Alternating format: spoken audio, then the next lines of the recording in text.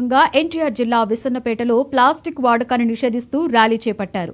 Plastic వద్దు, jute బ్యాగులే ముద్దు అంటూ ఎంపీటీఓ రాట్నాలు ఆధ్వర్యంలో జిల్లా హైస్కూల్ నుంచి అంబేద్కర్ సర్కిల్ వరకు ర్యాలీ నిర్వహించారు.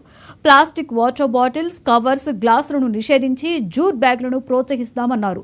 ఆరోగ్యాన్ని దృష్టిలో ఉంచుకొని వరల్డ్ హెల్త్ ఆర్గనైజర్స్ ఆజ్ఞలను పాటిస్తూ ముందుకు వెళ్లాలని రాట్నాలు సూచించారు.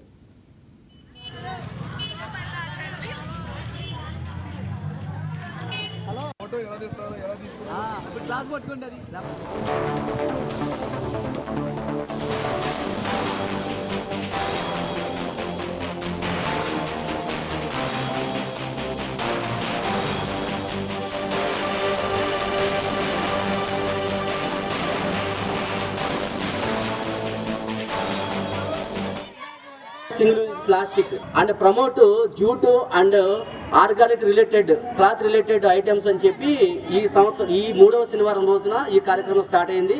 దీంట్లో ఈ సింగిల్ యూజ్ ప్లాస్టిక్ అంటే ఏంటంటే మనం ఏదైతే ఒక్కసారి వదిలి పారేస్తామో దాన్ని సింగిల్ యూజ్ ప్లాస్టిక్ అంటారండి. అంటే సింపుల్గా చెప్పాలంటే డిస్పోజల్ గ్లాసులు, డిస్పోజల్ ప్లేట్లు, వాటర్ బాటిల్ ఏదైతే మనం కిన్లీ అనుకుంటున్నామో కిన్లీ, తర్వాత కింగ్ ఫిషర్ ఇలాంటి వాటర్ బాటిల్ మొత్తాన్ని కూడా ఎక్కువ అయిపోతుంది. దీనికి కారణం ఒక్కసారి సింపుల్గా చెప్తాను. ఈ సింగిల్ యూజ్ ప్లాస్టిక్కి మామూలు ప్లాస్టిక్ తేడా అంటే మనకు చైర్లు కూడా ఉన్నాయి, ప్లాస్టిక్ చైర్లు, ప్లాస్టిక్ టేబుల్స్ ఇలాంటివి కూడా ఉన్నాయి. అయితే ఇవి రీసైకిల్ చేసుకోవచ్చు అండి, పెద్దవి రీసైకిల్ చేసుకోవచ్చు.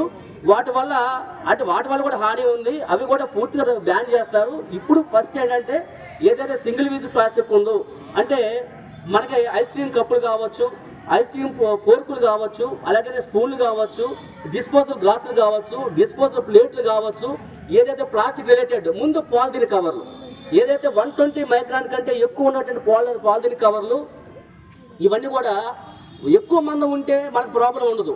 సింపుల్గా చెప్పాలంటే తక్కువ మందం ఉంటే ఏంటంటే 120 మైక్రాన్స్ కంటే తక్కువ ఉంటే ఒక పాలిథిన్ కవరు ఆ వాసన అనేది అది మన ముక్కుల్లోకి మనకి ఊపిరితిత్తుల్లోకి వెళ్ళి మనకి డిస్టర్బ్ చేసి మనకి లంగ్ క్యాన్సర్లు, తర్వాత స్కిన్ ఎలర్జీలు ఇలాంటివి వచ్చే ప్రమాదం ఉంది. కాబట్టి ఎక్కువ క్యాన్సర్లకి అదే ముందు సింగిల్ యూజ్ ప్లాస్టిక్ అని ఏదైతే 120 మైక్రాన్స్ కంటే తక్కువ ఉన్న పాలిథిన్ కవర్లు వాడటం వల్ల వస్తుందని చెప్పి గవర్నమెంట్